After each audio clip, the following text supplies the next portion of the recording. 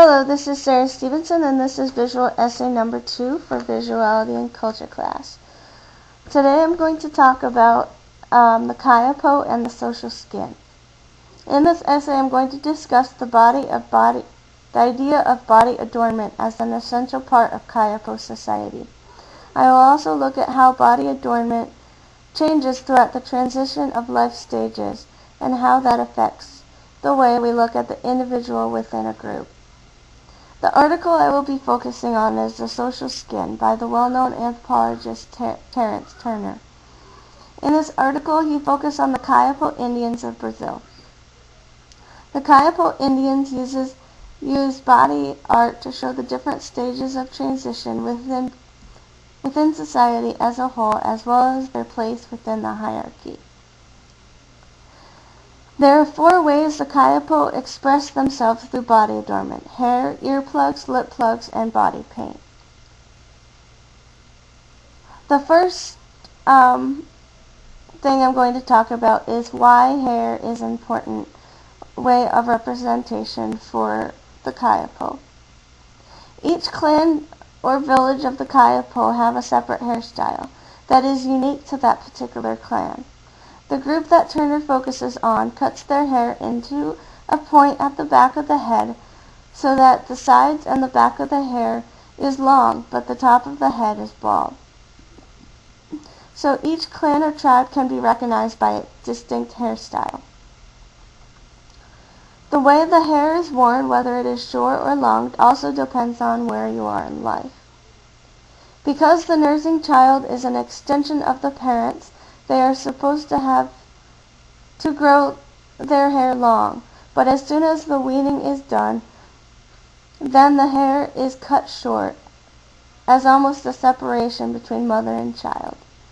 Their hair stays short until they are of age where they can procreate and have a family. Then they are allowed to grow it long again.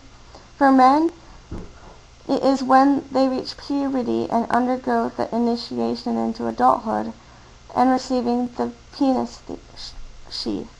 For women, it is only after they conceive their first child that they can grow their hair long again. Earplugs and lip plugs. According to the Kayapo, there is an idea of the passive understanding with hearing and the active knowledge with seeing. To be able to hear and understand speech is to be spoken as having a hole in one's ear. To be deaf is to have having a hole in one's ear closed off.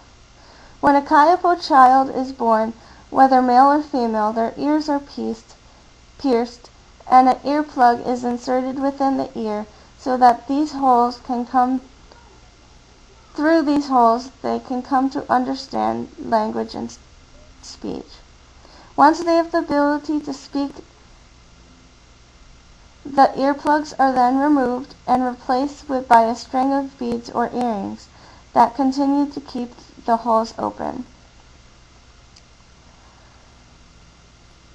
The lip plugs are a men-only thing and start in infancy with a small opening within the upper lip of the mouth and a piece of shell that is placed there to keep it open.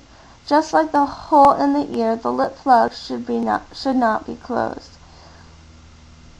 It is not until initiation that they start wearing the official lip plug. As they get older and more important public speakers and orators within the community, the lip plugs become bigger. It is the symbol of the climbing the ladder of the hierarchy within the male Kayapo society. The final thing I'm going to talk about is body painting. All the Kayapo have body paint, but there are some interesting differences between style in which the body is painted on a child than of an adult. One main thing that is the same for all Kayapo is that they are painted in 2 distinct colors, red and black. So the significance of these 2 colors is interesting, and also where they are placed on the body is important as well. The Color red is used on the parts of the body that are in constant contact with the social and outside world, including the eyes, face, hands, and feet. The color black is associated with the more internal self, including the torso, which includes the reproductive organs and the muscles. The other interesting thing that happens is the process in which the body painting is being created. When a child is painted, it is done by a very distinct few close family members, particularly women, like the mothers and grandmothers. The patterns are very intricate, and each individual painting pattern are unique to them. No one is the same. In contrast, the adult patterns are very simple and are very similar in everyone, and are usually done in a collective group.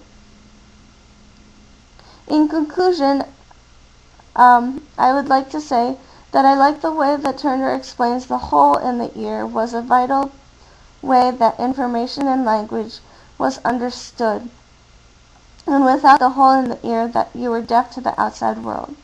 This reminds me of the significance of the eyes within the sacred and divine images in India, explained by Diane Eck in the book Darsan. Eck said that if the eyes of the sacred and divine were open, then it brings the spirit of the god and goddess to life. She also says that the object would be incomplete and then contain a different meaning if the eyes were shut. I really hope you like it. Thanks.